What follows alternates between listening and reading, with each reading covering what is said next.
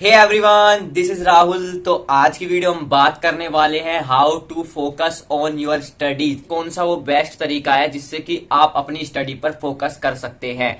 दोस्तों, बहुत से स्टूडेंट में कंफ्यूजन बनी रहती है कि भैया हमें किस तरह से पढ़ना चाहिए, हमें रिवीजन ज्यादा करनी चाहिए वन बाय वन, या फिर हमें नोट से पढ़ना चाहिए, या फिर कोई रेफरेंस बुक फॉलो करनी चाहिए। तो आज की वीडियो को देखने के बाद आपकी पूरी कंफ्यूजन दूर होने वाली है। अगर आप भी इस कंफ्यूजन में हैं तो इस वीडियो को एंड तक जरूर देखना।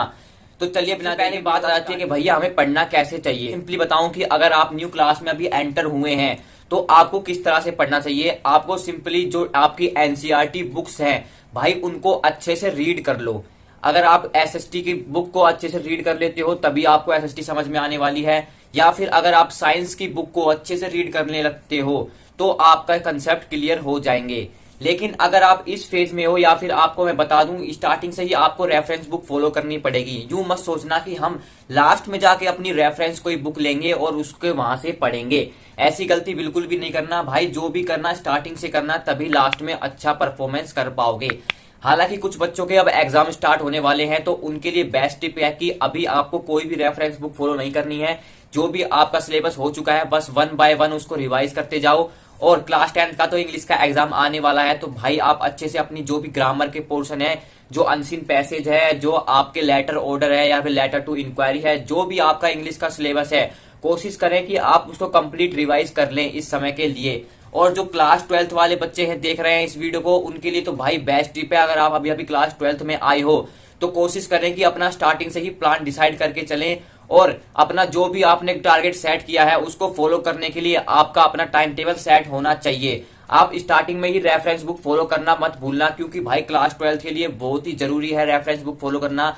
आप कोशिश करें कि आप मॉडर्न एबीसी फॉलो कर सकते हैं अगर आपका टारगेट है नीट का, या फिर अगर आपका टारगेट है जेई 23 का तो आपको फॉलो करनी पड़ेगी जो आपकी एससी वर्मा सर की किताब है। जी हाँ दोस्तों, एससी वर्मा सर की किताब बहुत ही बढ़िया है आपके लिए। तो आप अगर जेई को टारगेट कर रहे हैं तो उसको फॉलो जरूर कर सकते हैं फिजिक्स के लिए। और बाकी जो आप रेफरेंस बुक को पढ़ रहे होंगे, प्रदीप होगी या फिर फिजिक्स की एस एल अरोड़ा भी बच्चे बहुत से पढ़ते हैं, तो उसमें से भी पढ़ सकते हैं। लेकिन मेन टॉपिक है भाई हम फोकस कैसे करें स्टडी पर। तो भाई इसका एक ही रीजन है कि आप पढ़ किस लिए रहे हो। पहले आपको जानना होगा कि भाई हम पढ़ किस लिए रहे हैं। हम सिंपली जो हम बोर्ड निकालने के लिए पढ़ रहे हैं, या फिर आप अगर 9th क्लास में तो हम 9th क्लास को पास करने के लिए पढ़ रहे हैं, 11th में तो 11th को पास करने के लिए पढ़ रहे हैं। अगर आप इस सोच से पढ़ रहे हो तो भाई आप कभी भी फोकस नहीं कर पाओगे। अगर आप सेट करके चलोगे कि हाँ भाई मुझे ये गोल अचीव करना है, तभी आप अपनी स्टडी पर अच्छे से फोकस कर सकते हो, नहीं तो भाई आपसे फोकस नहीं होगा। आपको क्या करना है, मैं भी आपको गोल्डन टिप बता देता हूं कि अगर आप फोकस नहीं कर पाते अपनी स्टडी पर तो भाई आप थोड़ा सा छोटे छोटे टारगेट बनाना स्टार्ट कर दो। तो अगर आपका मन नहीं करता है पढ़ने का तो भाई कोशिश करें कि आप अपने छोटे छोटे गोल्स बनाएं कि आज के दिन हम मुझे ये टॉपिक्स कवर करना है। अगर आपकी कैपेसिटी है कि भाई आप एक दिन में एक चैप्टर फिनिश कर पा रहे हो तो कोशिश करना कि आप एक दिन में थोड़ा सा एडवांस पढ़ने की कोशिश करें। अगर आपने एक चैप्टर पढ़ लिया है तो भाई उसके क्वेश्चन लगाना जरूरी है। अगर आप ऐसा नहीं करते हैं तो आपका चैप्टर पढ़ने का कोई फायदा नहीं है, क्योंकि आगे चल के आपको समझ में नहीं आएगा कि ये क्वेश्चन कैसे बनेगा या फिर इस क्वेश्चन में कौन सा फॉर्मूला लगेगा। अगर आपका कंसेप्ट बिल्ड होगा तभी आपको वो क्वेश्चन सोल्व कर पाएंगे।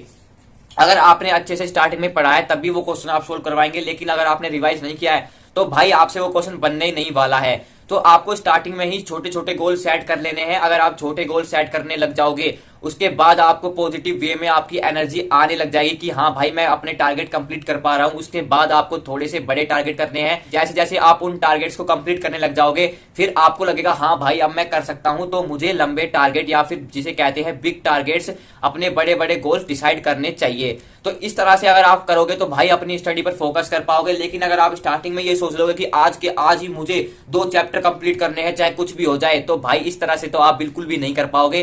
क्योंकि भाई स्टार्टिंग में तो आपके जोश रहेगा, लेकिन धीरे धीरे जैसे कि आप पढ़ना आधे घंटे के बाद आपकी एनर्जी लूज हो जाएगी और आपका मन करेगा बस भाई इतना ही बहुत है अब कल पढ़ेंगे। तो इस तरह से आप स्टार्टिंग में ही लंबे टारगेट ना रखें, स्टार्टिंग में छोटे छोटे टारगेट रखें। तो उन स्टूडेंट के लिए गोल्डन टिप होने वाली है जो कि स्कूल के आने के बाद पढ़ना नहीं चाहते। तो भाई स्कूल में जो भी आपको पढ़ाया जाता है वो आपके लिए पढ़ाया जाता है, लेकिन जो आप घर आके पढ़ोगे वो आपके लिए बहुत ज्यादा बेनिफिट है एज कंपेयर टू जो स्कूल में पढ़ाया जाता है। मैं आपको बता दूं जो सेल्फ स्टडी से जितना आप क्लियरिटी कर लोगे ना भाई, उतना आप स्कूल में जाकर नहीं कर सकते। लेकिन अगर आपकी बोर्ड क्लास है तो